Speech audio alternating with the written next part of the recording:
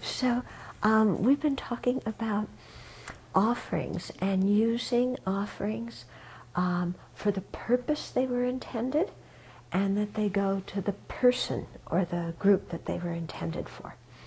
So both of these things are quite important, and in at least the Bhikshuni vows, probably in the Bhikshu too, there's many precepts regarding this.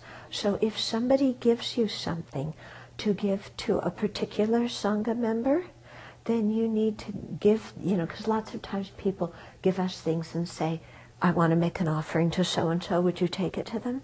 So if people do that, then you should give it to that particular Sangha member, and you shouldn't give it to the community instead, okay? Or if somebody gives you something to give to the community, you shouldn't give it to a particular Sangha member instead. Or if somebody gives you something to give to one person, you shouldn't give it to another person, okay? And if somebody gives you something to give to the three jewels, like to make an offering on the altar or something like that, then you should make sure that you do that.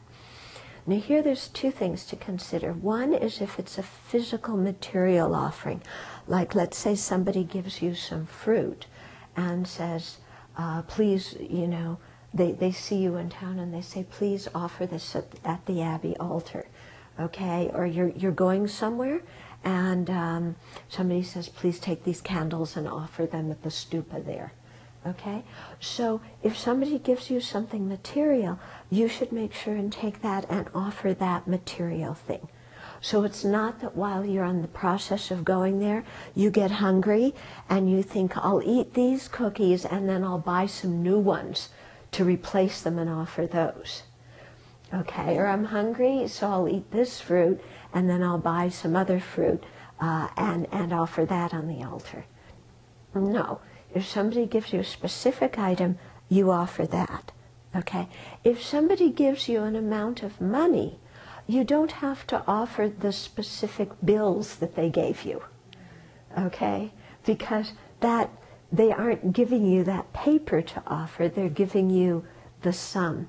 So so lots of times, for example, if people go to India, I'll give them money and I'll say, I'll give them money in US dollars and then say, please exchange this, and then give, make offerings at the Bodh Gaya Stupa, make offerings at the Sarnath Stupa, things like that.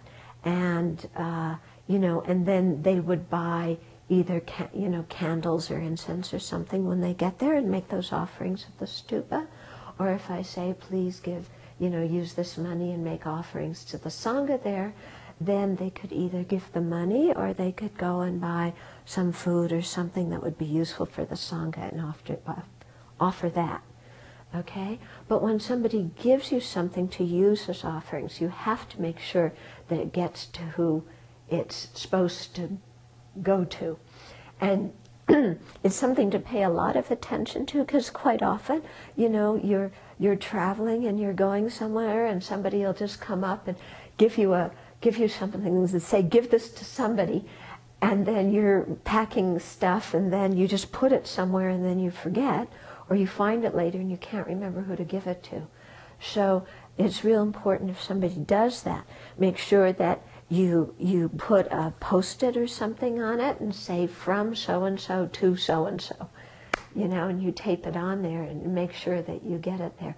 Or better yet, what I often do is tell the other person, because sometimes they'll say, give this to this and give this to this and this to this, and I'm packing, and I'll say, please, you write it out on a sheet of paper, because I want to make sure that it gets delivered as you want it offered. Please write it out, put it in the bag with the things, and I'll do that. Okay? So that kind of thing is quite important.